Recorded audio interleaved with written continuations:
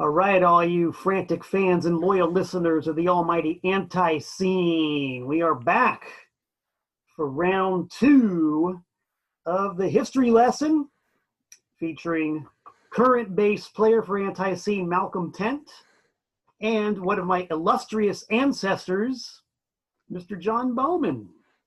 Hello, John Bowman. Hello. You make it sound like I'm the missing link or something. Now, did I say missing link per se? I might have said, what did I say? Did I say chimp-like ancestor? Ape-like? I forget exactly what it was, but it wasn't missing link, man. I promise. It wasn't missing link.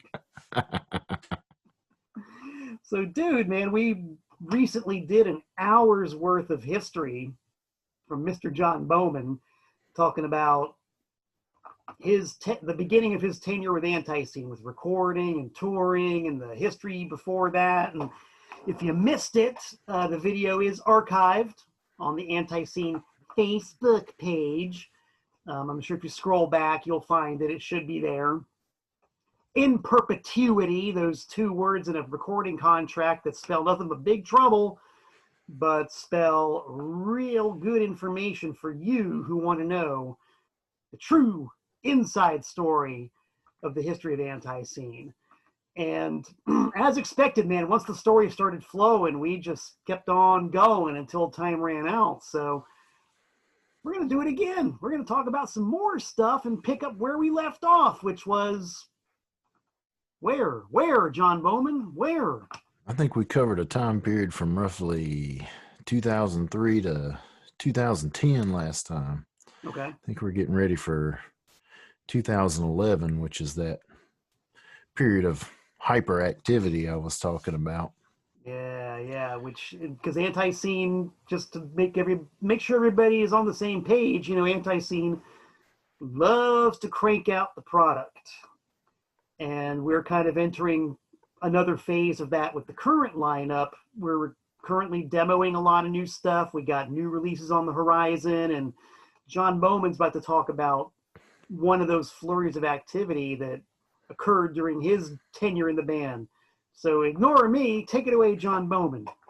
So I want to start with kind of a reiteration that there was some, changes in technology and the accessibility of the technology that allowed us to have one of these, really productive times and put out quality, recordings, very regularly. And we also had no shortage of labels wanting to put things out. So we almost couldn't provide enough to satisfy the demand.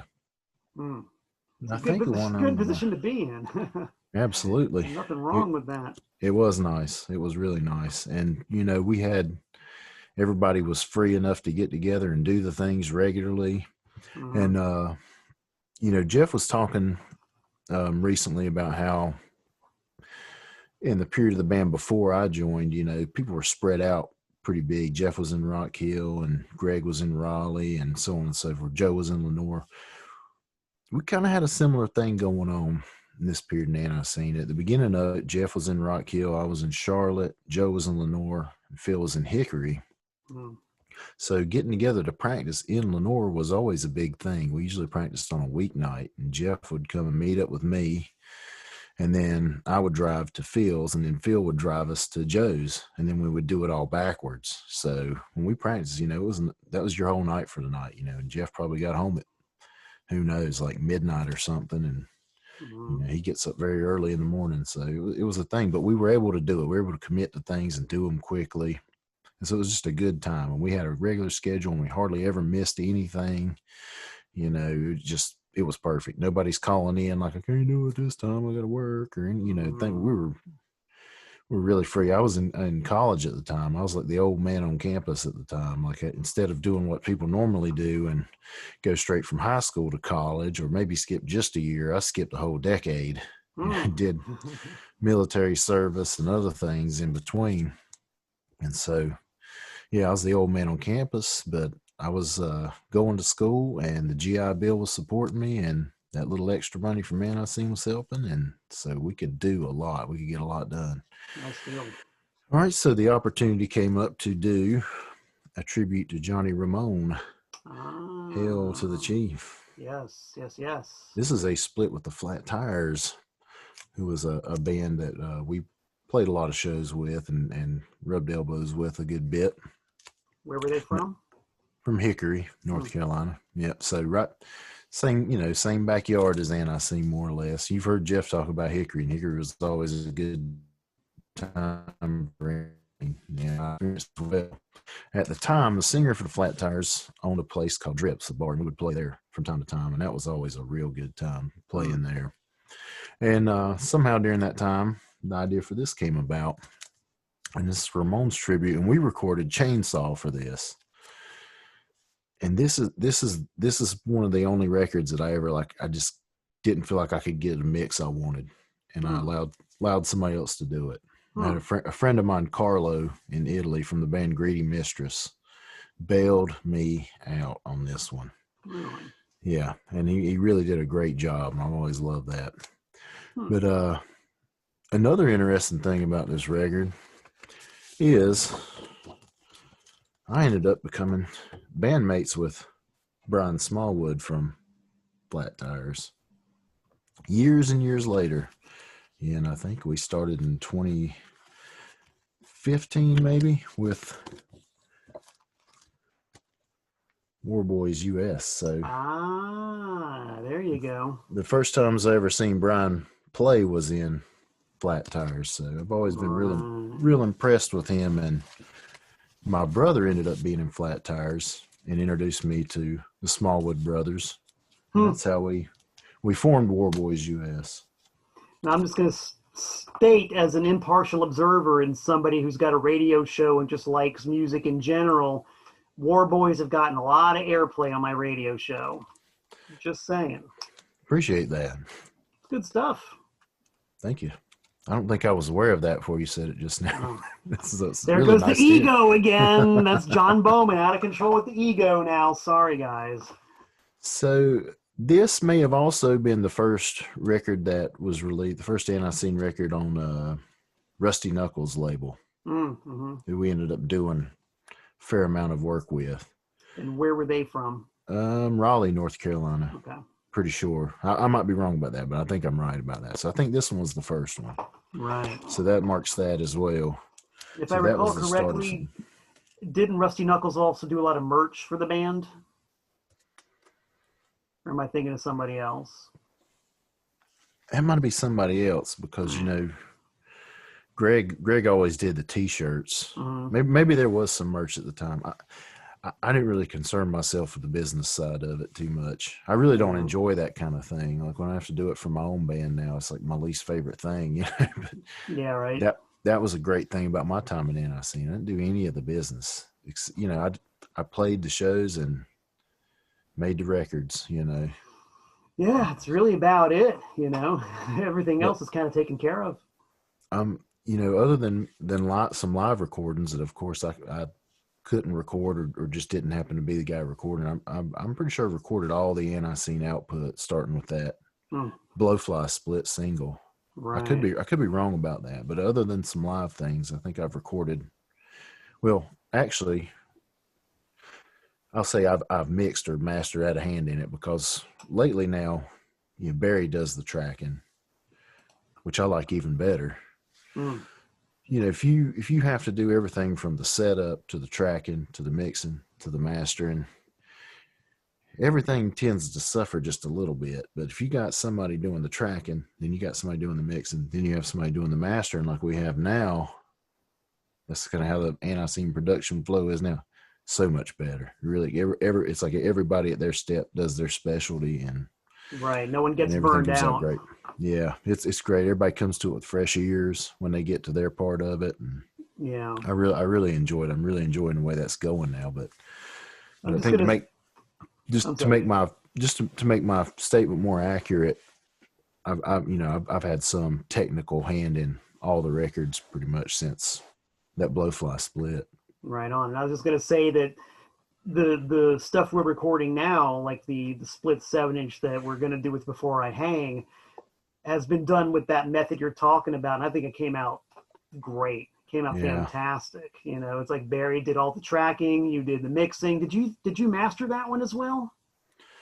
Well, the way mixing goes now, I mean, it's like up to that point, you know. It's like, you know, but well, actually that one I did master that one. I did end up mastering it. Yeah. Sounded great. Now the ones that go through TKO, I don't master. Okay. Like I say though, mixing these days goes right up to that point, you know. Right. Really, any of my mixes, I mean, I'm so consistent, like from song to song, getting them the same volume. Most of my stuff you could skip mastering; it's almost like done, you know. But Yeah.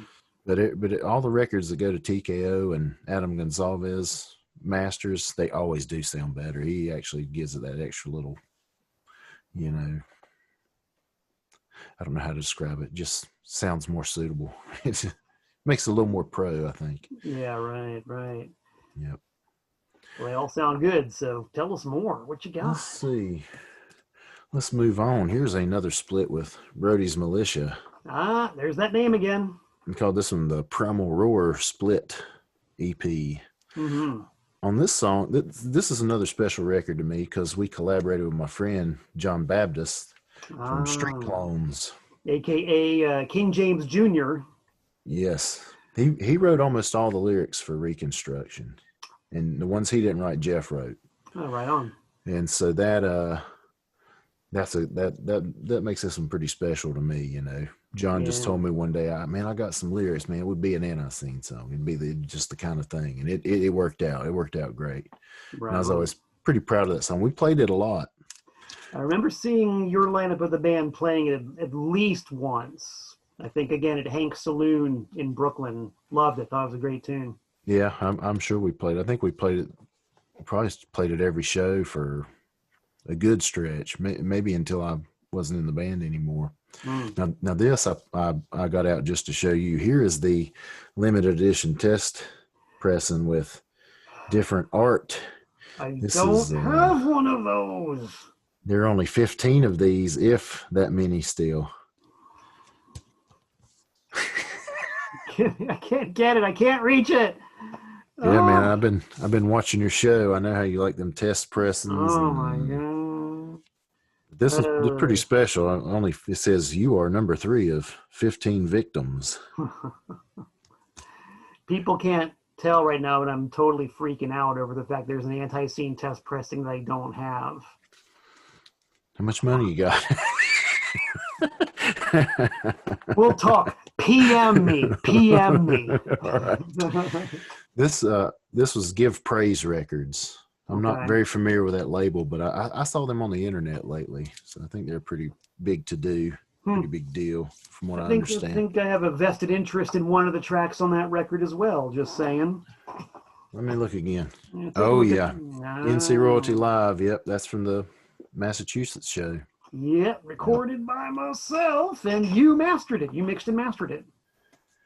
Yeah, I think I should say on here that I failed to realize how involved you were even during my time until you got to talking about it, you know. You can't get rid of this guy. You can't get rid of this guy. It's just like all over the damn story. Yeah, I'm not really trying to, man. It's beneficial to have you around. Yeah. All right, so this is one of my favorite records ever I've ever done.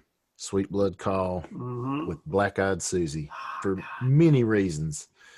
The first was that Jeff presented me with a pretty serious challenge with this. He's like, man, I love this old Louisiana Red song. It's so awesome, you know, and he plays it for me and he's like, what do you think about us doing that one? And I'm like, man, this guy's like a killer blues guitar player. And like, how are we going to do that? How are we going to pull it off? But I didn't really argue. I said, I think I can come up with something.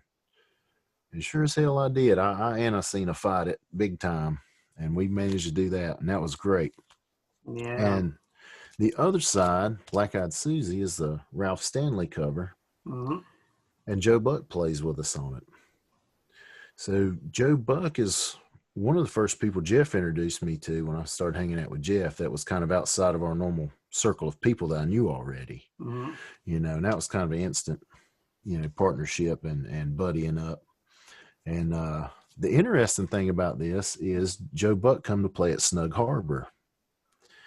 And we recorded his parts on the stage at Snug Harbor hours before the show started with people drinking and being noisy and loud in there, and it still came off. He played banjo and played some guitar on this and came off perfectly. And he would always, when we were on the road together, which was a lot, he would play this with us. He would come out and play it with us, and it was always kind of the highlight of the set. For me, a lot of times, you know, there were lots of songs that really stuck out for me as being fun to play, but that was one of them. Now, you may notice that so something on Phil's head. What might that be? What on that is earth? a bandage. Not a very good bandage either. If you look, it's I'll go ahead and tell the story. Phil should have probably went to the hospital. And if you can read that, it says dial 911 now. This happened in, I believe, 2009. We were on tour and we played in Lubbock, Texas. And we were playing this bar, and it was kind of strange. It had a nice stage area, but also like the whole inside of this thing, which is a pretty big bar, had like old wooden tables and chairs, you know. It was just a strange Lubbock bar, you know, and the promoter was a guy named Dirty Charlie, who was totally hospitable to us, gave us loads of beer. He knew that Joe was a high life man and gave us like, I can't even remember, numerous cases of the stuff. Like we had to just like haul it and take it. We were drinking warm high life for days and days on end just because we had it, you know. But Dirty Charlie had a country band. It was totally awesome, and they played, and it was great. And we always love when there's an act opening for us that's a little bit different than what we were doing, because a lot of times we go to a town and the opening act would be kind of, and this may be being a little bit disrespectful to them, or sometimes to me it would just be an ANTiSEEN wannabe act. You know what I mean? If it wasn't a band we already kind of knew and respected, a lot of times it was kind of like, seemed like a wannabe act or something, and it usually kind of irritated me because to me, some of those acts didn't really get what it was about. They didn't get that artsier side of ANTiSEEN. All they cared about was the, you know, oh, it's wild and it's crazy and there's blood. Like, it's just like that, you know, they just didn't see the rest of it. They didn't really see into the lyrics and the you know, they didn't see the artsy side of it that I knew and loved. So I'd get irritated, and sometimes it'd be terrible Misfits cover bands, you know. So we had something of high quality such as Dirty Charlie, you know, doing a, you know, real country act that kicks ass. We, you know, you're having a good night. So we're having a fantastic night. And we get on the stage and play, and we're playing Up All Night. And at the end of Up All Night, it's like da-da-da-da, you know, the real punctuated ending there at the end. We get to that part, and Phil kind of messes it up a little bit, and out of the corner of my eye, I see him like do this. And I'm like, what is he doing? Like, all right, you know, maybe you messed up the end of the song. Like, you don't got to hang your head in shame or nothing. Yeah, but then I hear him hollering out, Jeff. I turn around, and man, I mean, he's got like a mohawk of glass. I mean, there's just glass sticking out and blood. You know, first thing I thought was like Jeff got way too excited way early and decided to juice early, and somehow Phil's an innocent bystander by accident. But that's not what happened. Somebody threw like a pint glass. This place, like I said, it was like a weird old school bar, and they weren't thinking, hey, we're having a rowdy show here. We should probably put these beers in cups or something. Everybody had glasses, you know, without even a handle. Some guy just got excited and chucked his, and it just got feel good, you know. So the next thing I notice is there's a guy running away, and they're like, it's him, get him. And me and Jeff give chase, you know, and I get the guy first, and I get him jacked up, you know, and Jeff's right behind me, and Jeff's a little cooler than me, and I'm kind of pissed about it, you know. And the people working at the bar step in, they break us loose, and the guy gets away, you know, and they're just like, oh, no, you know, let him go. And then they tell me some story that guy had just recently got out of jail for murder, and that he's kind of like doesn't know any better or something kind of guy, you know. And I was like, well, that explains why you would throw a damn pint glass at somebody's fucking head, you know. Yeah, sure, why not? It also might be better that they let him get away, you know. Yeah, maybe so. Yeah, maybe so. So that was it for that show. It killed that show. I mean, it was over with. And the next thing I know, like Phil and Jeff are out in front of the building outside, and Jeff's pulling glass out of Phil's head, you know. And so yeah, that totally killed that show. And yeah. And it was in That's Lubbock. why. Yeah, that's why Phil has the big bandage on his head. Right. There's some other wild details of this story, but I think I'm going to leave those as a. I'll tell them to you if you see me in person. But There you go. but the basically, Jeff is no stranger to wounds on stage and wrestling gimmicks and everything. And he told Phil, you probably should go get stitches. We're going to try to make it without it. And Phil toughed it out, and he did make it without it. Just good bandaging. But the next day, he did pull one more piece of glass out of his head that was like a long, like glass needle like thing. Like, oh man. Yeah, it was pretty bad. But that was a wild time. It made for a great cover photo too. So there you go. I just wonder what the uninformed think when they see that, and they're like, "What in the hell is on his head?" Because it just looks like a damn napkin with some tape, or so. It looks like masking tape and a napkin. I promise it was right. No, I promise it was better than that. But I'm glad it was him and not me. Yeah, it'd be like, Phil, you can do the honors.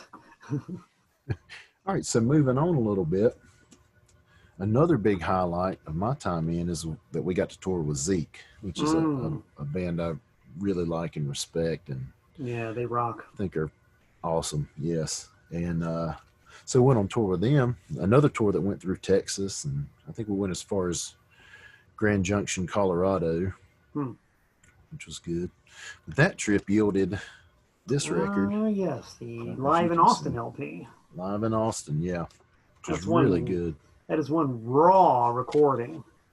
Yeah, but it sounds great. It's strange. It was like one of those little handheld Zoom recorders over on the merch, just sitting on the merch stand. That come out that great.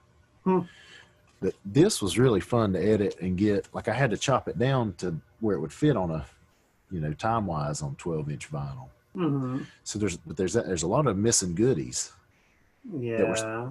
That were supposed to be included on the digital version, but I think for some reason they weren't able to do a different version in this case between the vinyl and the digital. So in my vault, I have a full-blown version of the whole show with some really funny between song banner.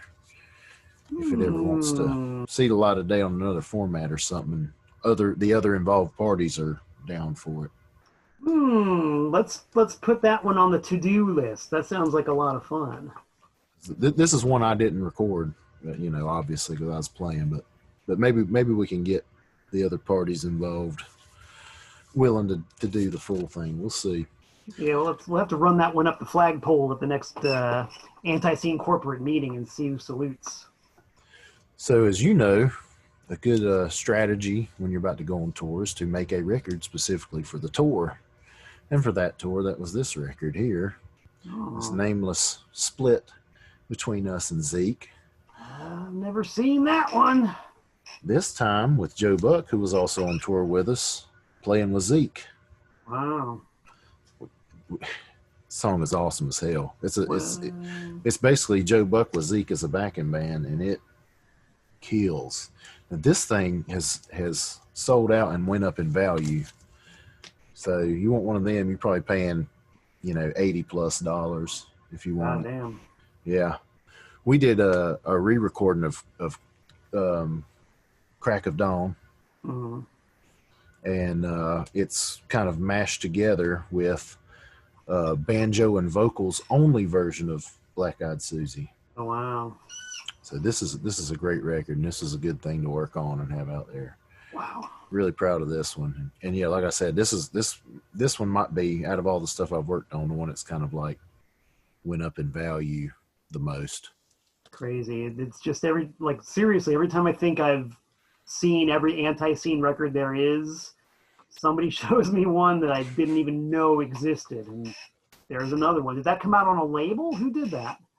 This one was, both of these actually are Digital Warfare records. Okay, right. And at the time, I believe that Donnie Paycheck from Zeke was a co-owner of the label. He may still be. I'm not sure. I'd have to check with him, find out. But yeah, two great records. come out of that tour. All right, so the next big thing we were going to do the next year was a European tour. We go to Europe again, this time for more than just a one-off festival gig. And again, it really helps to have a record, you know. And when you haven't done a full-blown tour of Europe in 10 years, which I think it had been at that time, it's good to do one that contains most of what you've done in that time. Right. And that's how we come up with New Blood. There you go. And this is also why we're known as the New Blood lineup for this. And it contains everything that was on those 7 inches that I showed you before, right. along with some things from some of the more rare things I showed you, like this CD here, the first little EP we did as a band together. Mm-hmm. So this was a good one. This one is, I don't know how hard it is to find over. This is like a Europe only release, except for a handful that they sent to us. And I believe there's 2 colors. I have orange colored one, but I think there's blue colored vinyl as well. I want to say mine's red. Is it? There may be 3 colors. But I really enjoyed this. Hold on. We have to know now. Hang on for 1 second. I'm actually going to break protocol here and leave camera for a second and grab my copy of New Blood and see what it is. All right, while you're doing that, I'm going to show off the back of this thing, which there you go. I really like. Now, that thing is a work of art. I don't know how well everybody can see it, but what you appear to see there is a fantastic shot of us all on stage together, but that's actually 4 pictures cobbled together, I think. And I believe Jeff did that, which is really impressive, really great, really awesome picture. Probably my favorite picture of our lineup of the bands on the back of this one. All right, what you got there, Malcolm? Let's see what we got here. What color is this New Blood? Oh, no. Look at that. Orange. There it is. Now, I'm pretty sure the other one's blue. And I don't think I've seen any blue ones over here. I might be wrong about that, but all the blue ones might be over there in Europe. That's interesting. I like this record a lot, man. This record holds up as an album very well, I think. You know, I recently kind of gotten down on it, but I think it's just because I hadn't listened to it in a very long time, and maybe I'm just like, you know, everybody's their own worst critic, you know. Oh, sure. And my recent work on the ANTiSEEN records is a lot better than this work, you know, sound wise and everything. So I think I was getting down on this, but recently Barry said, man, you know, I'd learned some of them songs off New Blood recently. He's like, that record kicks ass. He's like, that's good. He's like, it's awesome. Yeah, it really is. Like, wow. I trust Barry's word on things too. There was a time, and I told Jeff this one time. I said, man, I don't really care for Bad Will Ambassadors that much. Jeff was like, really? And I was like, yeah, I don't know what it is about it, but I'm not big on it. Well, a couple years later, I told Barry the same thing. I was like, I'm not too big on that record. He said, man, go back and listen to that thing, and said, don't think about anything else ANTiSEEN ever did when you listen to it. Just forget everything. He's like, you're probably in the habit of comparing it, you know, to your favorite thing. Just listen to it alone. And then after that, I understood it and got it. And I really dig that one now. That's cool. Yeah, that one. I used to enjoy when Joe would tell that story about writing Cupid, A Twisted Lesson. Oh, Jeff related that the other night. What was the story behind that?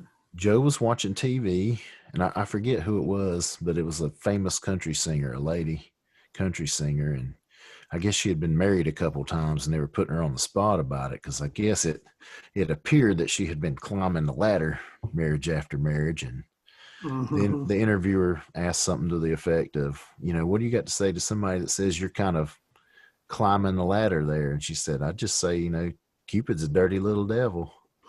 And that's where the line came from. I think Joe when Joe wrote a song, he pretty much just sat down. That thing, it was like it was beamed in from space and went right down.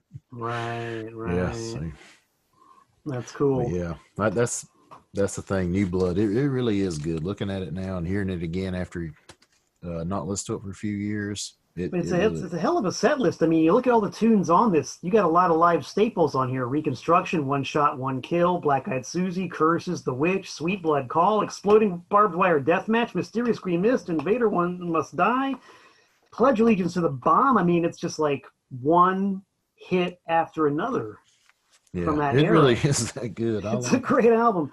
And I look at my own personal copy. I don't know if you guys can see this, but I notated it for my radio show. Let's see if I can get the monitor going here. If you can see this, the radio hit is the version of Crack of Dawn on here. And that's the one that I would play the most on the radio. Great version. That's all right. Love this album. Now, I'm going to take a little sidetrack for a minute and talk about a couple other things we did. All right, this right here was a total surprise to the main man involved, but we come up with this idea. It was Clayton and I believe the fella running Zodiac Killer Records.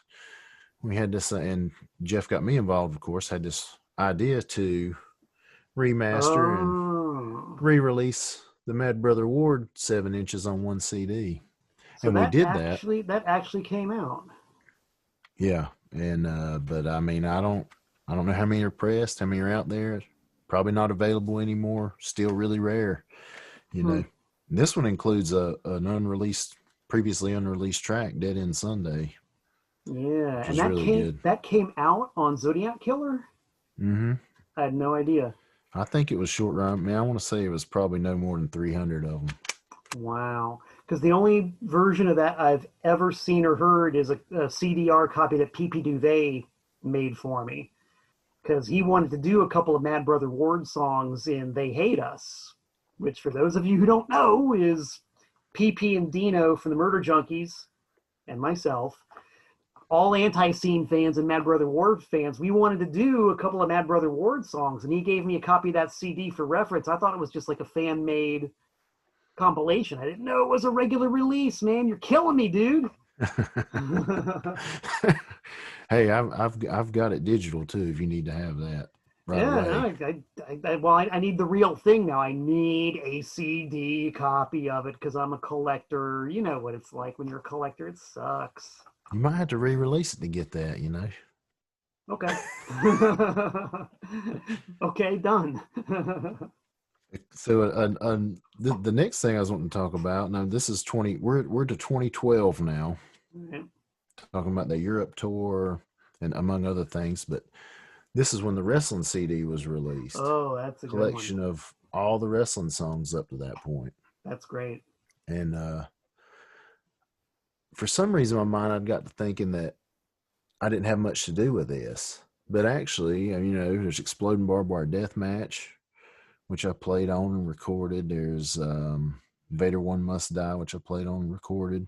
Mysterious Green Mist, same deal. And then Bad Street USA was the exclusive on here at the time. Oh, with the mysterious E chord that you talked about in your last. Yeah, there it is. It's on this. And man, as far as packaging, this thing is awesome. I mean, and I'm not a big fan of CDs in the first place. I like their convenience and all, but I always hate broken jewel cases and roughed up digipacks. Or this one turned out good, and it just looks so good. I love the drawing.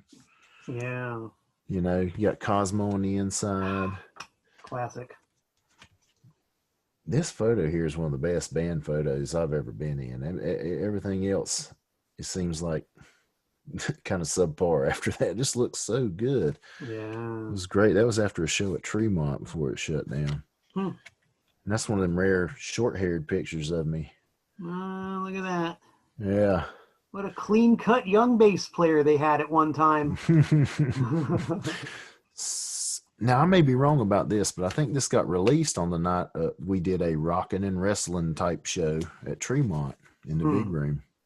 Now, hold on for 1 second. I don't think you and I have ever talked about professional wrestling. Are you a fan? If you want to compare me to Jeff, Phil, no, not really. You know what I mean? Now, here's my deal about it, though. Loved it when I was growing up. Loved the old stuff. Watched it through the 80s. Watched it through the 90s. And then I just felt like it got stupid. And I just didn't Mm. care. I just didn't care anymore. You know what I mean? Oh yeah, Just believe me. didn't just It's after the original era of ECW, I pretty much lost all interest but totally. but I was totally fine with doing wrestling songs and things. You know, I liked when we did the wrestling and rocking show. Like it was awesome. I mean, it was just cool as hell. I love the spectacle and the music with it, and Yeah. you know, it was really cool. And we would go to wrestling matches sometimes. They tried to start NWA back up, Yeah, yeah, Charlotte. with Jim Cornette That was and some fun. I forget what years this was, but they tried to start that back up, and we were going to it, and we were like the loudest, most obnoxious audience members ever, and it was so much fun. yeah. And people would look, what's wrong with these guys? And some of these fans were not from the old school like Clayton was, you know, and so they didn't understand this thing of like rooting for the heel and all that, and Right. and being Right. obnoxious, and they would just be like, what the hell's wrong with these guys? And they would get particularly upset that we would root for this group called the American Gangsters, this tag team called the American Gangsters. uh, Oh, everybody hated them, and they were good heels, and we would just start going kill Whitey and stuff like that, and people would get so mad. I remember one time we went to one of those, and Wednesday 13 went with us, mhm. and there was like, and I think my wife went with us that time too. And there was this family sitting in front of us, and like the whole family was knocking on each other the whole time. Like the mother and son were like hitting each other and stuff. Just got out of control. So I mean, that's what I mean when I say I'm not a wrestling fan. Like I don't know what's going on with wrestling now. I don't tune into it. I don't Right. even read about the old days or nothing. I enjoyed it growing up, and then it just got too silly for me, I think, in my view, you know, or maybe I had my wrestlers I liked, and then they just got too old and couldn't do it no more. And Yeah, right, but I right. appreciate it. I understand what the appeal is, and I get it. You know, it's not something I just totally hate on. Now I would get tired of hearing Phil and Jeff talk about it, because we had a long ride every week together to go to practice, and sometimes I'd just be sit. I always rode in the back, and sometimes I'd be back there like mind scrambled. I'd heard enough, you know what I mean? Or they'd get into these deeper areas that were had no point of reference anymore. I didn't know who they were talking about or what. These days, like on the last tour that we did, it was Russ and Todd Goss mostly getting into these incredibly detailed, deep discussions of 70s territory wrestling. And they're bringing up like entire promotions I've never heard of, you know, let alone the wrestlers or the champions or whatever. It's like, really? You mean you can give me this detailed history of this one promotion that was in Shreveport, Louisiana for 8 months in 1978? Wow. Oh yeah. I better get Oh out of yeah. here. But yeah, I mean, it's part of the culture around here, you know. It's amazing. I mean, when I lived in Charlotte, I'd often be out and about in town doing my job. I had a job where I had to drive around the city, and I would see this crazy old man with bleached blonde hair hitting on ladies, and I would forget who, and I'd say, who is this crazy son of a bitch? And it'd be Ric Flair. He'd be right there in the, you know, acting crazy, you know, being himself, you know, being right. you know, kind of half in character, half being his real self, you know. But you know, it's kind of a wrestling town, and Yeah, yeah. it is interesting. You know, it's pretty cool to see him out and about. Among other ones, I went to a baseball game when I was still a kid and still really into wrestling when Arn Anderson was still wrestling. He sat down right in front of me, Mm. and I got his autograph and stuff. Thought that was cool as hell. I was probably like Yeah, yeah. 14 at the time or something. I was like, Yeah. oh my God. And then I watched him drink like what must have been like 115 beers or something. It seemed like he kept that beer man busy. Yeah, Love it. it's cool. Like, you know, when I lived in Charlotte and, you know, seeing wrestlers out and about and that connection being there. I know a couple guys that are currently wrestling. I mean, I don't know if they're getting to do anything because of the pandemic right now, but Yeah, right. Right. No, I just wanted to clarify that because there are certain prerequisites to being a member of ANTiSEEN, and seems like you're on the same page, so that's okay. you couldn't be a wrestling hater and be in that band, I'll tell you that. It'd be difficult. It'd be difficult. But I think Joe was like me about it. I think Joe was all about it when he was younger and just stopped following it too. You know, so Yeah. Them But guys had that to talk about all the time. Me and Joe always had something else to talk about, you know. Yeah, yeah. I found that my biggest problem is I'm from Florida, so my promotion was Florida NWA Championship Wrestling from Florida, whereas everybody else was in the Mid South and the Crockett promotions. So it's like they're on Mars and I'm on Jupiter. We know we're in the same solar system, but there's no common point of reference. Mm-hmm. Tough, man. It's tough. Man, something about Phil's drum sound to me and some of the moves he would do sounded like somebody hitting the mat on a wrestling show. I always thought that and thought that was part of what made him fit in the band. Huh.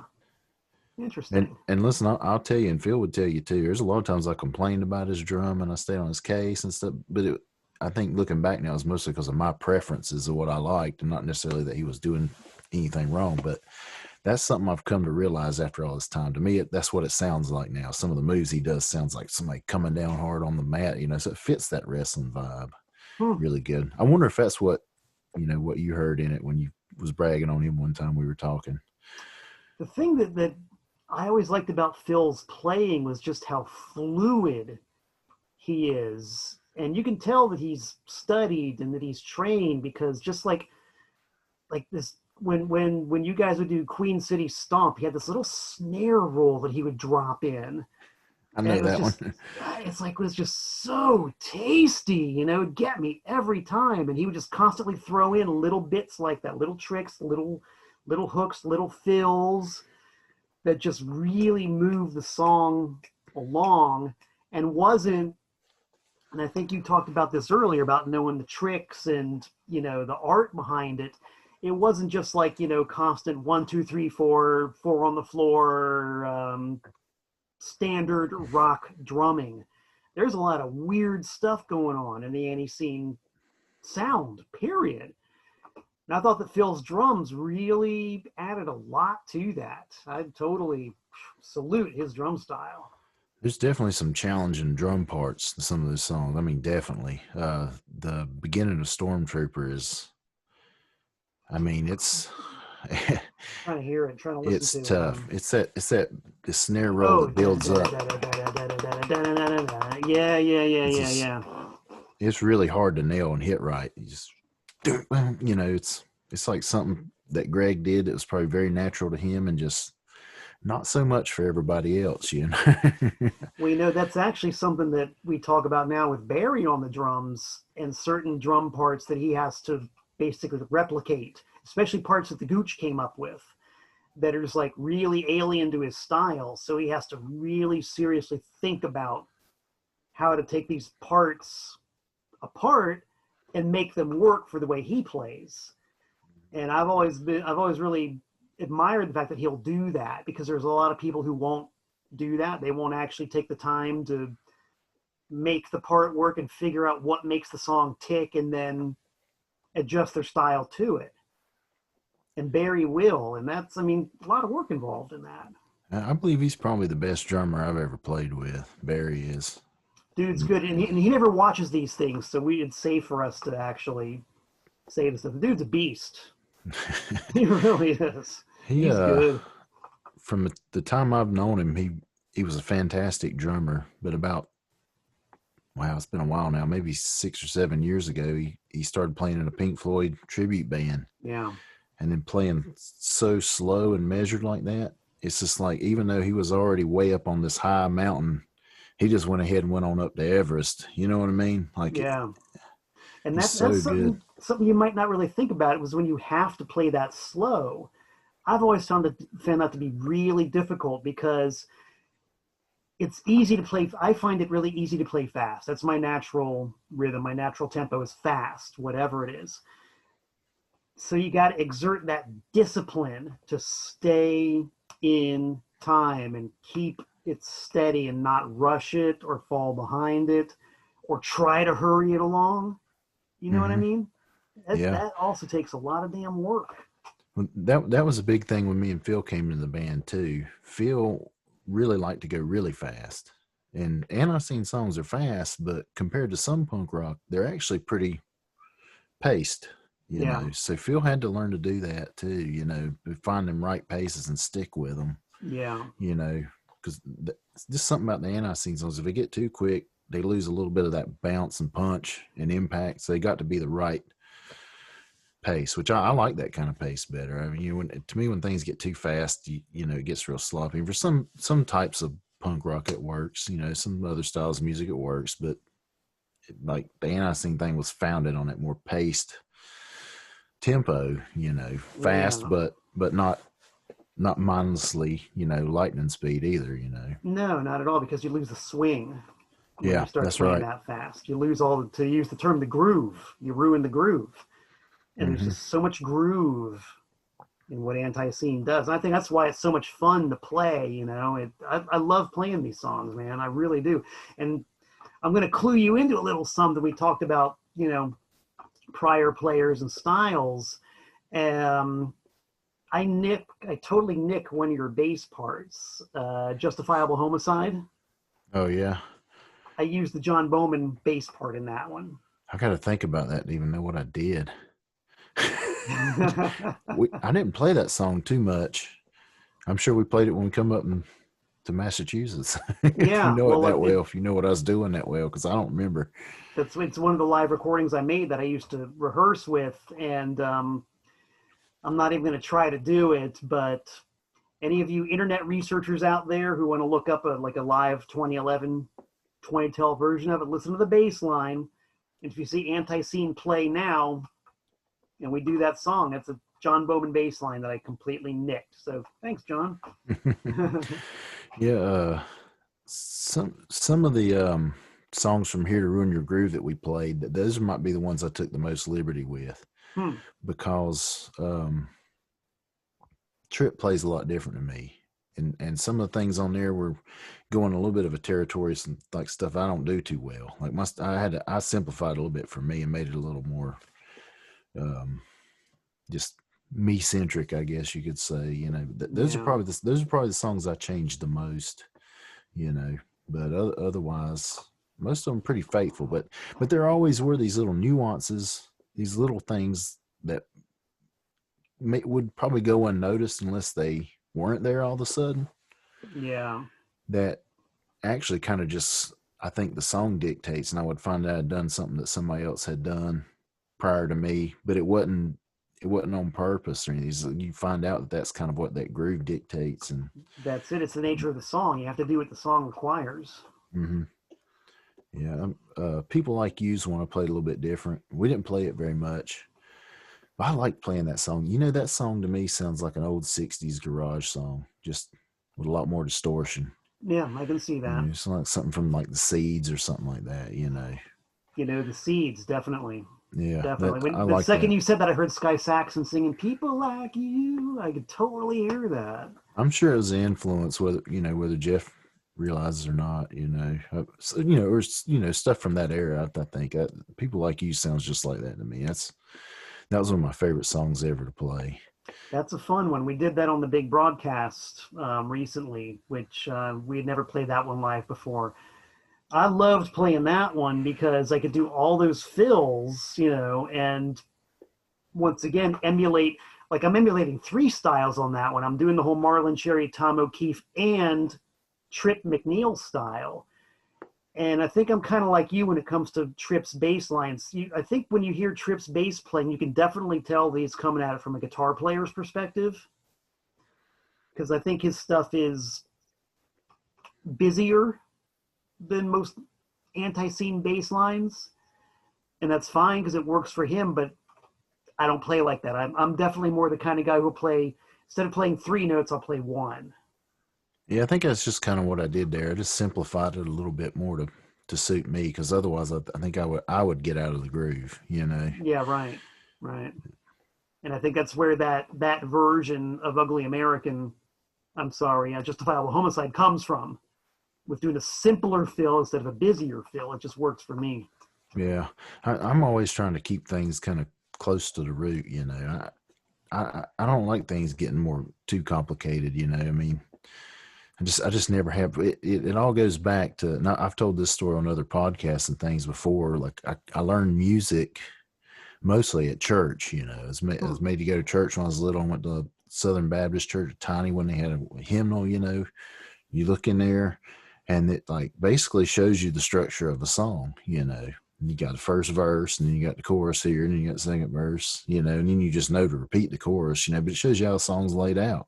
You know, and then consequently, I think it's the word, but we would ride around listening to a bunch of Elvis all the time. And I noticed it was the same thing. I was like, okay, play a little intro.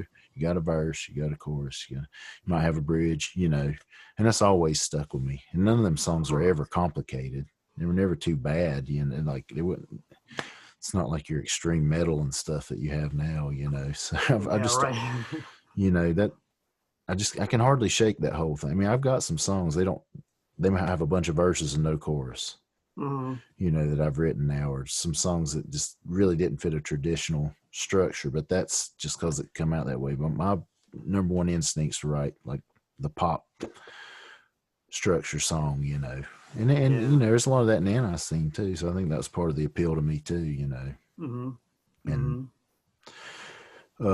speaking of writing the songs in the band and working on things like it could be kind of like, I don't know the word. I don't want to say intimidating because I, you know, they always make me feel welcome and comfortable, but it's kind of hard to try to write songs when you're in a group that existed for 25 years before you joined it. And you're like, you know, 18 years younger than them guys, you know, it's just really kind of weird. Just like, man, is this going to work? Is this right? And you don't want to change things either. You know, they've got a working formula and you want to work with that, you know. Yeah. You might want to expand on it a little bit, but you don't want to take them into some other area, you know. And then too, I think I had a good sense of what would fly in that band and what wouldn't. I don't think they ever heard something I had and shot it down, but I think I was selective. I wasn't going to bring something that didn't work and didn't fit, you know. That's exactly it. I mean, because if you're like I am, you sit around more or less writing songs every day. There's always ideas and, you know, lyrics and music and everything's always flowing, but you don't want to pitch everything to ANTiSEEN because, you know, some things are going to work, some things aren't. And I just, you know, I'm always very careful about what I will actually show them because I don't want to waste anybody's time. You know, it's like if I'm going to show a lyric to Jeff Clayton or a piece of music to Barry, then I want them to take it seriously and to have it actually have a chance, rather than saying, well, you know, guys, what we really need to do is this thing that sounds like, you know, Stravinsky's Fourth Symphony Movement 6. That's really what we ought to be doing. It's like, you know, that's not going to work, so just don't even bother. You know, on the other hand, there's so many songs that are so different from what ANTiSEEN does that you can give the ANTiSEEN treatment and it works. Yeah. Like when they're doing all the cover songs they've done over the years and the ones we did when I was in, it's amazing what you can do. Like the fact that we took a Louisiana Red song and could ANTiSEEN it, and it still sounded like a blues song, even though it was in, you know, major overdrive. You know, there's one I just heard recently. I was playing a Randy Newman album, and there's a song called My Old Kentucky Home that's a Randy Newman original, and it sounds like an ANTiSEEN song. I mean, right out of the box, the way Randy Newman wrote this song, lyrically and everything. And I pitched it to Jeff at one point, and he was like, I might have to try to grab one of those arms of his and twist it and say, come on, Clayton. By the way, Jeff, I know you're watching. I already know. I already know, but I had to say it. I had to say it. I just had to say it. Anyway. Another thing about just my kind of natural musical instinct, I think like punk rock kind of grabbed me by the boo-boo because it was a lot like bluegrass. When I was a kid going to church, sometimes it would be like a special Sunday and the preacher just keep his mouth shut and bluegrass band would come in and tear the house down. And there was that, even though there was no drums, it was in the guitars, like the banjos and stuff. And then when I heard like punk rock and it had that little swing gallop to it, I was just like, I think that's why I've heard something like this before. You know, I like that pace, you know. Right. people hate me for these comments, but I think the grunge era sucked. Like that, it's like I mean, I was young at the time, and I kind of liked some of it and stuff. But now I'm just like, man, that shit was just like mope music. It's moping. I hate my life.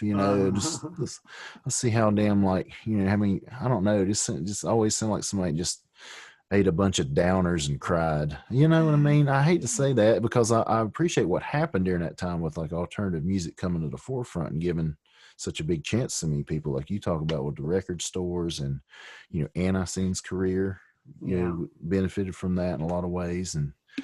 But I think in my mind, being from where I'm at, that whole grunge thing reached me and stuff. And that was good. But then on its heels later on, some of the punk came. And then I got to hear something that was more my pace and more my, something I could get down with, a lot better. Yeah, totally. It kind of begs the question. No, go ahead. I just like something with a little more energy to it, and. No, I dig it. It makes you wonder what would happen if Kurt Cobain had been like a really happy, cheerful guy. What would an entire generation of musicians ended up cranking out if he'd been a jolly sort of fella? Might have been a little bit different. Yeah, well, see, I'm saying what I said about it being mopey and not being all that great, but I think that really what sticks out in my mind more is the stuff that came way after the fact, like when it was really kind of all over, but it was still like all these big labels and producers thought they'd have this stuff that still had some of that part of that recipe, and it was just like. Whereas some of the earlier angst was for real, some of the later angst was totally plastic. It just wasn't. Oh yeah, wasn't for real. Yeah, Kiss, Carnival of Souls. That's I don't know if you ever heard that album, but I suffered it one good time, and probably won't anymore. Suffered is probably a good word. Yeah. And it didn't work. The makeup went back on, and they found something that did work, which was a lot happier. So. I feel like I got off track here a little bit, but whatever. Yeah, we were talking about ANTiSEEN records a second ago. What happened? Yeah, I mean, I think it's still justifying, like, why they appealed to me so much when I seen them, right. for the first time, and why I fit, why I was a fit, I mean, sure. I know that before I was in the band, there was a couple bugs in Jeff's ear. If you need somebody, this might be the guy. I believe Russ did that, and Jeff Williams from the Dead Kings, and Biggie Stardust, he did that. Right. And I think they knew. They knew if you need somebody solid to be a bass player, there he is. The guy gets it, understands what you're about, what the sound, and plays that kind of thing. There he is, and can do recording. Right. Yeah. As they say, when preparation meets opportunity, you're an ANTiSEEN. That's right. And that's exactly what happened too. Like when I moved to Charlotte, I hardly owned anything. I didn't have a whole lot of possessions, and like I was just trying to be free. I wouldn't get a job that was like a career type thing, for the most part. I would just like work something easy. Like if I had to leave it, if I had to drop everything for an opportunity to leave it, it would be good, Yeah. And I got to do a lot of things because of that. Yeah, it's the best. Couldn't drop everything nowadays. I have kids and everything, take care of. But back then, I made it a point to be prepared and available, like you're saying. Well, that's one thing that always impressed me about the members of ANTiSEEN, like almost from day one when I knew them, was that they all had jobs like that, which if the tour came up, they would just quit their jobs and go on tour and then come back and find another job somewhere. And that really impressed me, because I was, kind of, I wouldn't say indoctrinated, but I was always taught that you got a job and that was your career for life. And you would, work for the phone company for the rest of your life or whatever. And that's what you did. And they kind of showed me that it didn't have to be that way, that it could be flexible and you could basically do whatever you want. There's shitty jobs everywhere. Quit one and get another one, Yeah. Mm-hmm. And I'm kind of lucky now. I kind of get a little bit of best of both worlds. I have kind of a career type thing that I can work and retire from, be set up, but also I don't work all summer long. I mean, when you add up all the days I work every year, I only work half the year right. at my day job, Yeah. The rest of it is making music and stuff, Ain't nothing wrong with that, Really, man. really, really love that. Yeah. Ready for another record story? Bring it. Bring it. We got enough time? We got all the time we want, man. We've been on for an hour. I think this is going to be the informal version. We're just going to keep going. All right. Let's do it. I think we could always edit and cut these in two if we want to. It's going out, man. It's going out live as is. If we said it, it's airing. All right. This one right here. This nameless 7-inch that is a split with the band Nunslaughter. Oh, man. Another one I don't have. Who is a serious metal band. Nunslaughter is like, now I have friends that are really into metal, and I'm probably boogering the genre name up. I don't know where Nunslaughter actually fits, but I'm just going to call it death metal. But it's speedy. It's awesome. Doug Long from Brody's Militia had the idea to do this team up. And the record label for this is Hell's Headbangers Records. Ah, yes. Yes. I did a brief stint with a black metal band called Profanatica, and we had an album out on Hell's Headbangers. So, all right, so you're right familiar. All right, so I have this cousin who's totally into death metal. Jeff loves to give people nicknames, and Jeff has said, if when I give you a nickname, it sticks, and it does. It sticks because they're good. They always apply to you. You know what I mean? Yep. I don't know what one he might have for me. I bet he has one. He might have never told me, but I bet he's got one. Anyways, he gave my cousin the name Death Metal Cousin. Okay. And I was telling Jeff about him. I said, man, he loves this label that we're about to put this record out on, Hill's Headbanger. He loves it. I said he buys everything. And somewhere in the planning of this, I think Jeff talked to the owner of the label, and I think he said, yeah, I know that guy. Yeah, he orders everything. I think he had maybe talked to him on the phone once or something too about an order or something. Mm-hmm. So we come up with this idea to prank my cousin. And instead of putting on the label, on the vinyl, something like, the band name and something that makes sense, like Nunslaughter did, or the song titles, we decide to put my cousin's face and his nickname on it, right? Because we knew he was going to buy this. There's no doubt about it. I mean, I think he bought most of ANTiSEEN records that we did during that time anyways, but we knew he would buy this. So it doesn't even say ANTiSEEN. For all anybody, if somebody found just this, they would think the whole band was called Death Metal Cousin, or something, until they put it on and realized it was two different bands. Well, that's good. My cousin has a P.O. box for all, because he is a record collecting crazy. I mean, he was into it, and he's a serious completist, and he's got to have everything. My kind of people. I'm trying to stick this back together so I can emulate what he did. I guess I'll just fake the funk here. So he's goes to the post office and he opens it up, and he's the kind of guy who's so excited about his records he got. He opens them right there, standing with his post office box open, the key dangling out of it and stuff. And he opens this up and sees his own face, and it freaks him out. He goes, and drops it on the floor.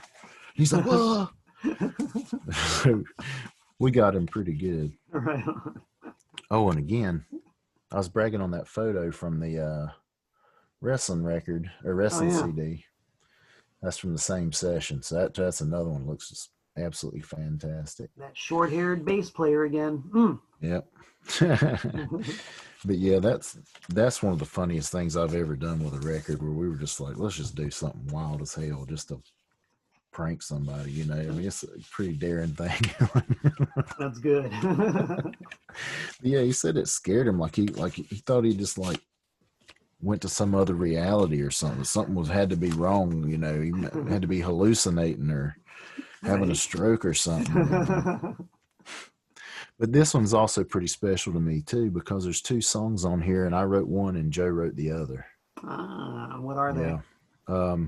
The one I wrote is called Air of Opportunity, and it's got some bold claims in there, like we've logged more miles than even Kerouac. Which ANTiSEEN probably has. I would bet ANTiSEEN if somebody put me up to it. I think so, yeah. And then the other song, Down to the Bone, Joe wrote. He was inspired by Walking Dead, the show. He really liked that show. Right. It's pretty good. I remember. Yeah, I I like seem that. I seem to recall you guys played that song once live. So that wasn't like a real regular part of the set, was it? It may have been for a short streak of time. I mean, I know we played it some, but not a whole lot. My song Yeah. on there, I don't think we ever played live. Hmm. It's really wordy. It's got like as many lyrics as a Motorhead song, I think, or something. You know what I mean? And no real chorus. I don't think. One of those deals. So I think we left that out because it's like a lot to remember. Right. But down to the bone we played, and down to the bone's kind of a little more of a jam, you know. Cool. What else you got, man? Fun. Let's see. The Tribute with Two Heads. Oh, yes. Split with the Meat Men. The Meat Men did Bodies, I believe, and a song called Rock and Roll Enema. Yep. What did we do on here? I don't even remember. I have to get the record out. Can you recall? Oh, GGPHD. Ah, yes. A Phil Keller original, I do believe. He wrote the music, and then the lyrics we all wrote together, I think. I think Joe had most of them, and Jeff filled them in, and I think I messed with them a little bit. And Phil probably had some input too, I'm pretty sure. And then our version of Belson Was a Gas went on here again. Right. But GGPHD was something that needed to be done because there were all these know-it-alls on the internet always talking about, I can't believe, you know, Gigi's brother does this and blah, blah, blah. And I can't believe he's making money off his dead brother. And Gigi wasn't about money and isn't it blah, blah, blah. And just stuff like that, you know, stuff that they don't have any way of knowing about. It's just their stupid assumptions. And they're giving people that knew Gigi and was friends with him a hard time, you know, and telling them they're full of shit and saying dumb stuff about him. You know, when they're the ones that knew the man, you know, knew the real guy, not just what you get when you buy the record, you know? Right. And Jeff was fed up with that shit, you know? And I agree. I'd be mad too if I had a friend that passed on. Everybody's trying to tell me what he was like when I knew him and they didn't, you know? Yeah. So that's how that song come about. And that's what Jeff called all them people, a bunch of GGPHDs. Right on. You know, like they went on YouTube a few times and thought they were a master of everything about it, that they knew it all, you know? And that's what the song's about, you know? That's a fun song. That was a fun song to play too. Yeah, that one had a lot of commando in that one, if I recall correctly. Or was it Havana Affair? Yeah, it's got that kind of vibe to it, definitely. Yeah. I talked to Phil about that once, and he admitted to it, or proudly owned it, however you want to phrase it. Yeah, some of that GGPHD kind of stuff would spill over into shows a little bit too. Sometimes we'd have this oddball come out and it was their first ANTiSEEN show and all they knew about is what they seen of Gigi Allen on the internet or something. They would come try to show their ass big time, be the wildest guy there or something like that, right? Yeah, right. And then have to get dealt with by one of us, you know. And one that sticks out to me is a guy that come and was just totally wild and acting crazy and getting up on the stage and just annoying us to death. And this club had one of those bathrooms like many clubs have, which, you know, the toilet ain't really sealed to the floor and everybody pisses in it and then the piss oozes off from the bottom of the toilet and covers the floor. So Jeff has his like boots totally soaked in piss. And his way of dealing with this GGPHD who's went berserk is to just put him down on the stage and pin his head down with a piss-soaked boot. And then the dude chilled out. And a lot of times we'd meet these fools and we'd have to like reckon with them a little bit. And then you'd end up having to talk to them afterwards and they'd be all sorry. Like, man, I didn't know. Apologetic. It's like we're all about being rowdy and stuff. But I'm going to come up in here acting like, you know, I don't know, like you're the show everybody comes to see or something when you're not on a bill, you know. Yeah, or Chill like out. that's the whole point of it. It's not. It's like what you were saying earlier in the last broadcast. There's a lot of art to what ANTiSEEN does. It's not just about the theatrics and the blood and the mayhem. There's a lot more to it when you scratch the surface just a little tiny bit. So Yeah, and that's what a lot of people didn't get, and that always burnt me up and agitated me, kind of. It was just like I don't know, instead of seeing the art side of it, they just thought it was all mayhem all the time, which it wasn't. And Jeff would tell me sometimes, he's like, "Man, there's people that think I sit on my couch watching TV, cutting myself and stuff." yeah, yeah, Thought that was kind of ridiculous too. But I mean, we were always, fine with a rowdy show if it like that's just kind of the way it worked. Like packed house, it's hot in there, the music's loud, people are getting drunk, they're on top of each other, and things get a little out of hand. yeah. But it's a whole different thing when everybody's kind of chill and calm, and one fool comes up in there swinging arms and fists everywhere, hitting people and going nuts for no reason. Other than he's just trying to look like the Yeah, most down with the spirit of Gigi person there or something. I know, because that's not actually feeding off the energy of the music. That disrupts the energy of the music. That Yeah. totally ruins the flow of the show. And anybody who might be getting into the music is not going to have a chance to do so. They end up clearing out, going to the back of the room while the person in question is windmilling and whatever. Yeah, I know what you're Yeah. talking about. There's a fine line between a natural good time and something you're trying to force. Definitely. Yeah, that kind of stuff would drive us nuts. Definitely. This is not exactly the same thing, but this reminds me, we played somewhere one time, and it was kind of an oddball show, and it might have been a Friday night and not really that well attended. And opening bands weren't very well selected, and Joe and I just was like, we're not coming in. We're gonna sit out. We got mad. The hospitality was bad too at the club. It was just kind of unfriendly to say the least, and so we're just like, we ain't coming in until it's time to play. And we're out there in a van having a couple of beers and stuff, and Jeff comes out and he's like, you guys know what? And we thought he was mad at us because we were kind of being shitty. We kind of left him in there by himself. Phil might have been in there too, but he's like, if these opening bands are going to be this bad, I'm ready to fucking quit. He was sincere. He was just like, I'm going to quit going on the road and everything if they're this bad. And I was like, man, how bad is it? And he's like, this is a band, like, this song goes out to everybody that's ever been stabbed in the back. It's called Stabbed in the Back. And then he said the band's trying to get in his face when he's just sitting behind the merch table, and just like being dumb and like just music wasn't very good. And he just, yeah. Well, it reminds me of the one conversation we had, which was about the music that the clubs would play over the PA in between bands and how just fucking god awful it could be sometimes. And I think that, like, in between the time that Jeff and I had that talk and the time that I joined the band, Jeff must have taken steps to remedy that, or somebody, because I swear that the quality of the music between bands has improved a lot since I joined. But oh my god, you know what I'm talking about. It used to be horrible, just the worst. yeah, I think shite. we got to a point where it got so bad we started being a little bit demanding too. Like, if you're gonna play music between bands, play something that's not like us or the other bands. Like, play something a little more chill. So also, people want to talk to us all the time. And like Jeff said, if he has to holler over music, he's gonna lose his voice, and I would too. Every time we went on tour, by day 3, I sound like a bullfrog, and it hurt to talk anymore. And all I had to do was backup vocals. It was hard. Right. It was terrible. Right.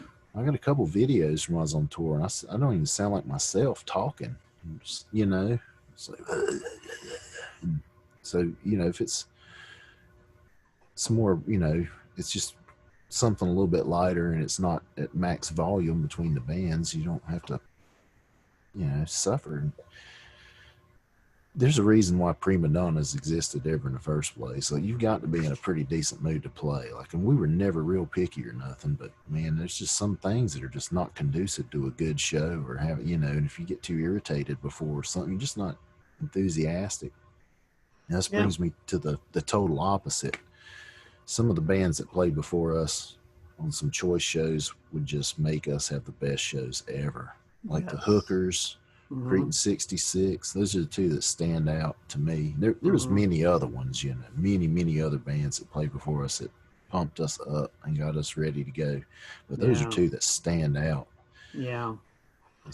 Cretin 66 was a happy surprise for me because I didn't know anything about them before I saw them live. And I was like, I mean, it was mind-boggling. And I was just like, well, I know what I'm going to do when I get up there tonight. Yeah. I'm going to be good, you know, and I ain't even going to have to fake it. I'm just so excited, you know. We were pleased at the milestone 50th anniversary show. It was a pretty good undercard. This one band in particular I think they were called Sub Madonna, and they were from Charlotte, and none of us had ever heard of them. Young kids, they came on, and man, 15 minutes, they were done. But it was like the most action-packed, tasty 15 minutes ever. They played all this weird noise in between their songs, and it wasn't like lengthy breaks between songs. It might have been only 5 or 10 seconds, but they always had some kind of weird noise going on. And it kicked into the next one. It was just so good. That's cool. And yeah, and like Jeff said, you know, the opening band's job should be to try to blow away the headliners. You know, make you work that much harder. I agree with that completely. Yeah. Did you talk about this one recently? Oh yes, the anniversary version. Yes. Yeah, test press. I got 31 of 100.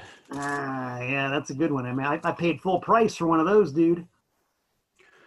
Well, this one was actually the last one from my time in the band, and come out a little bit afterward. Yeah.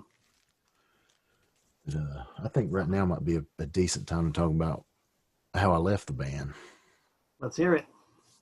All right, so I'm gonna tell the little, kind of moment first.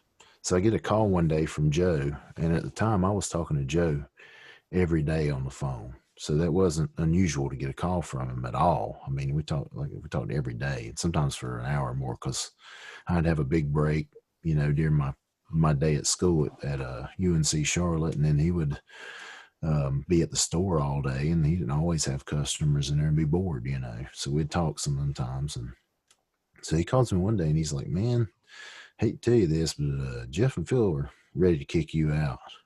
And I was like, damn, like it come as a shock to me, you know. And we talked about it a little bit, and I probably cussed and fussed a little bit and said they were crazy or something, you know. But later, like over the last, next few days or whatever, I was hanging out with Barry, who was my neighbor at the time, who was in walking distance. I mean, like I could walk to his house in 5 minutes.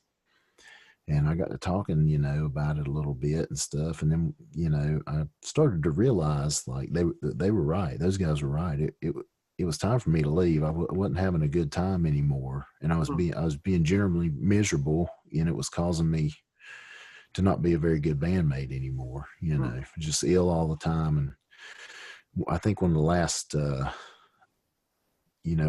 straws for them was we did a trip all the way down to Miami and back, which wasn't a terrible trip really, but I mean, I got sick on the trip. I never got sick on the road before then, and I was miserable and I was pissed, and I just wasn't having a good time, you know, and you know, it just wasn't that good to be around anymore, you know. And I think I just kind of burned out on it a little bit, but also I was going through a period of change, you know. I was about to be done with school, and I was about to have to find some real work. I didn't have kids before, had kids now, you know, or one at the time, you know. So things were changing for me. So there was a lot of uncertainty. I didn't know how much I was going to get to do. I'd already told Jeff, like, you know, we've been touring May time period, you know, usually. And I was like, man, it'll probably have to be June, July instead. And that didn't work out so good. But some of our traveling arrangements had changed too, and I didn't like that. And I was just being generally ill, you know. And I just think another thing was all through my time in the band, it was like I was saying earlier, sometimes I just didn't feel totally right about being in a band that was so well established before I come along, you know, because I was having to like always be in that avenue, and really I needed to do more. And I think that, you know, every time I had a success in ANTiSEEN, you know, I had to wonder if I would have that same success outside the band, you know. I mean, I did some things before, but I just kind of need to do my own thing, you know. And I think creatively, I was not feeling like I was getting totally satisfied. Mm. And I would play in other bands even while I was in ANTiSEEN, which Jeff never liked very much, you know. I mean, it's kind of a reality he's always had to deal with, you know, because people just do that, you know, especially when people are playing for fun and it's not a big business or anything, you know. I mean, it just is what it is. But I think that started to get to me real bad. That whole thing of where it's just like, oh, well, you know, everything you did is because Jeff and Joe did all that hard work way back when, you know. And I think I was down on myself and I needed to do something on my own a little bit more, you know. And I was doing some other things, you know, but I realized I wasn't a good bandmate anymore, you know. I was still doing it. I'm the kind of guy that even when the going gets tough, I'll keep going, and like I wasn't going to quit or anything. But I realized after I realized why they thought I should go that they're right. I should go. It was like I was just I was in too big of a time of transition, and some part of me really needed to prove some things to myself, you know, and not feel like I was just a coattail rider. But that's how that happened, you know. And so, you know, basically I got told it was the end, but I agreed with it after some thought, you know. So when it was announced, we announced it as a, you know, amicable departure, because it was at the end of the day, you know. There was a little bit of bitterness, a little bit of pain and stuff, you know, but you know, ever since I, you know, got over that, it's just always been really happy that I had that opportunity, then that Jeff and Joe thought that I was worth playing with and being a part of their legacy, you know, because it ain't no joke. I mean, like I said, they're 25 years deep at that point, and they were coming out of a really rough time where they almost didn't keep doing it.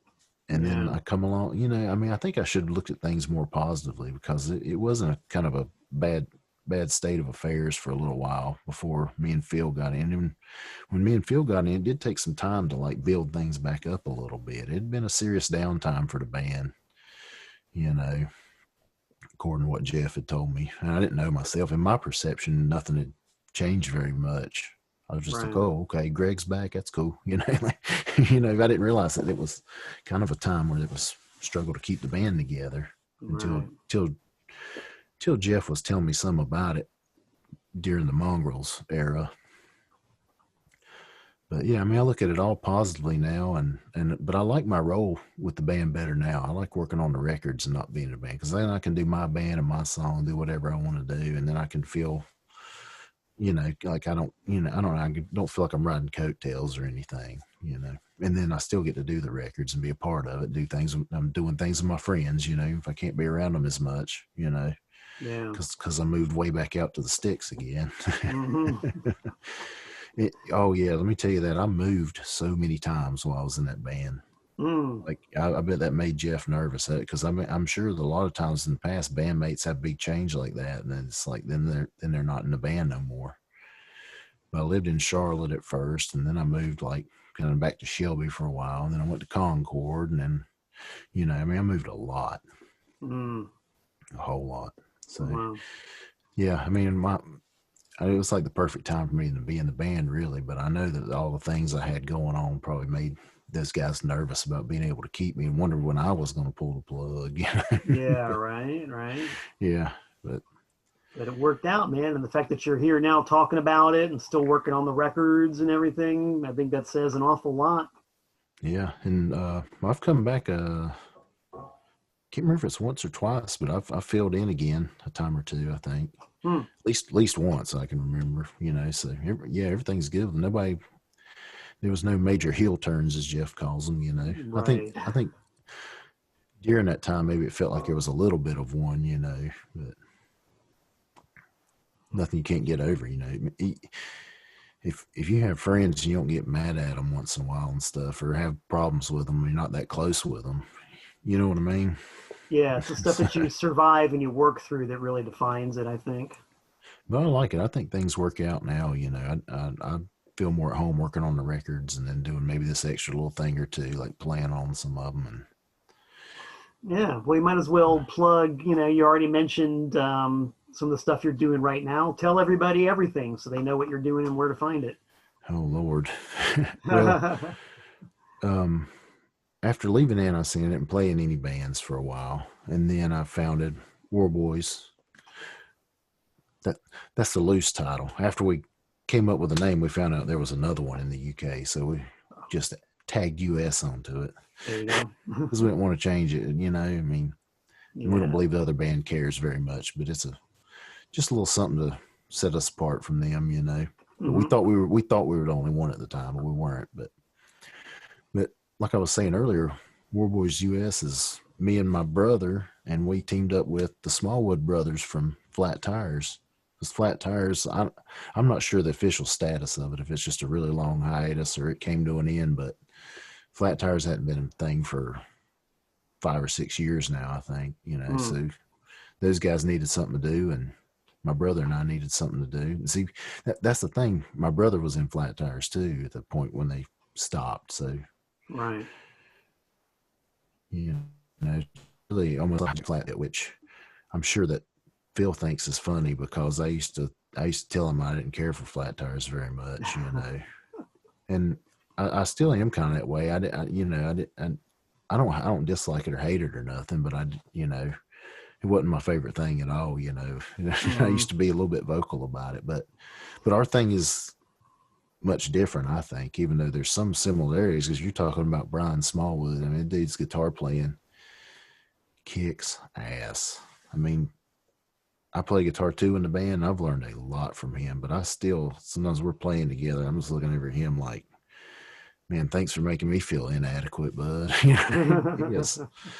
He is fantastic, and it's been a good experience to play with him. Now, we're having a little bit of a rough time right now because of the pandemic, first of all. Can't do much, but also my brother has some health problems, and he's having to leave the band, and we've all kind of been in denial about it. We knew it was kind of coming to where he wasn't going to be able to do it anymore because drums are such a physical activity, and it was just getting to where he couldn't do it like he would. He can still play them. It's just he doesn't feel like he's living up to what he used to do, and it's kind of time to hang it up, But we've kind of been in denial a while. We waited until we were real sure about it, but I think right now we're kind of working on songs and writing some things and talking a little bit about what we want to do whenever normal activities can resume again. Yeah. And taking our time thinking about drummers and talking to a couple people. I think we'll have it sorted out soon. Cool. Now, in the meantime, because of this pandemic, I've been working on some solo stuff just to have something to do since my band can't do a lot and everything. And I use this moniker Prehistoric John for this stuff. And I've got a couple old songs out there on Bandcamp. And then Friday, I released a song that was 15 years old that my brother and I did in 2005 and just shelved because it didn't fit with anything we did. It was just totally different than anything else we did, and released that Friday. And that's actually been the most immediately successful thing I've ever released on my own digitally like that. No kidding. So yeah, it's really been, the response has been good. So I got another song in the works I just need to do the vocals for. I'll probably be releasing that in a few weeks if I can get it done. Nice. The vocals on this song were a little bit of a stretch for me, a little bit beyond my capabilities, so I've had to train up for them a little bit. Been driving my family nuts with it. So, but yeah, I'll probably have that coming out in a couple of weeks. But if anybody wants to buy any of the War Boys stuff, we have a Big Cartel store. I believe it's warboysus.bigcartel.com. We got our 7-inch record, and we have a full-length album on CD and an EP on CD. But I would like to talk about this one more time. And this is another really special thing to me because, first of all, it tells the story, like I was saying, of how I learned to play music in the first place. Coming from that church background, but it also talks about how I just took the music part and left all the other stuff inside the church. You know what I mean? And then one of the best songs I've ever written on here, called Makes Me Vulgar, is on here. And it's about just having a little bit of trouble of controlling what comes out of your mouth, which has been a lifelong problem for me. You know, Okay. I'm better than ever, but I'm still. Another cool thing about that death metal cousin who we pranked with that Hills Headbangers record, he also inspired that. He come over to my house one time. He's about 4 or 5 years younger than me, and at the time he was little. He was probably 3 years old, and he was running around and stuff. And then he says, I think we were going to drink some Kool-Aid or something. He says, Kool-Aid makes me vulgar. And what he meant to say is hyper, but he said vulgar instead. And I knew he knew the word vulgar because we used to teach him to say stuff and he would say it and get in trouble. But more importantly than all that stuff, this is one of the last records that Tomcat Hughes made. And me and him had a good time working on this together. And I'm really missing him, but I'm glad we got to do this together. You know? Yeah. I didn't know him super well, but during my time at ANTiSEEN, I was a guest in his house a few times and talked to him. I went on a trip to Mississippi and Louisiana a few years ago and hung out with Walt Wheat from Before I Hang and John Littlejohn from Before I Hang and Savage Master. And they took me to a show that night, and it was Lookout Mountain Daredevils, which Tom was in. Yeah, great band. So I'd cross paths with him a lot of times. That was one of the better times I hung out with Tom, too. I remember I was on a roll with some of the funny stuff, I would say, and he really thought that stuff was humorous, you know. But we had a good time making this record, and there's a lot of them left. I don't know where his share of them is. I need to speak to his bandmates and his wife and see what's going on. Maybe see if we can get them sold, get some money to her or something. And yeah, I still got these. I'm thinking about trying, maybe, you know, if it'll get rid of them and people will listen to them, enjoy them, I think I might just do something charitable with the money for this too, you know, or whatever. I've been thinking about it, but I haven't been thinking about it too hard because it's kind of hard to, you know, think about. I've been through a lot of kind of bad news and stuff lately, so I'm taking some of that stuff slow, you know. Yeah, no need to rush it. I'll just vouch for the quality of that record. That's another record that's gotten a lot of play on my radio show, both sides of it. So if anybody wants a recommendation from an impartial party, it's a good record. I recommend it. It's definitely up there with some of my proudest achievements. Right on. Well, cool, man. I think we have had an epic covering of the history of John Bowman and the ANTiSEEN and related projects. Not totally done yet, though. I mean, it might be done for this session, but I got enough for another one just talking about what we've done since made the transition from band member to mixing engineer. All right, then we're gonna have to cut that. We're gonna have to cut that here because this is a good place to break. And yeah, we're gonna talk about more of that stuff. See, I told you, man, it wasn't gonna be just a one-parter.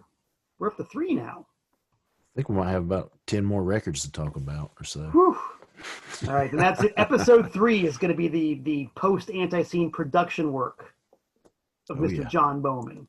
That'll be where my mind's the freshest too. It might be a little more interesting. I'm not sure, but hey, so far so good, dude. I've had a great time. I learned an awful lot, and I love just shooting the breeze about playing the music and the songs and the histories and all that. Great fun. Yeah, absolutely. I've had a good time too, and I could do this every day if you know, somebody would pay me. Yeah, right. Always a catch, isn't there? You gotta eat and stuff, you know, and not get rained. Well, that's the only reason only reason I'm breaking right now is because I'm starving to death. I gotta eat some food, and yeah, I gotta let my wife sleep. Yeah, right. So there you go. The real world has intruded on rock and roll this time, but we will be back with plenty more stories from John Bowman. And by all means, check out Warboys US on bigcartel.com. I believe Mystery School Records. You can probably find some Bowman-related stuff. And, of course, ANTiSEEN. And that's it. Part 2 bites the dust. Part 3 will be coming up. So be sure to tune in, turn on, and drop out of your mind right here on the ANTiSEEN Facebook page. Even if you do go away, make sure y'all come back now. You hear?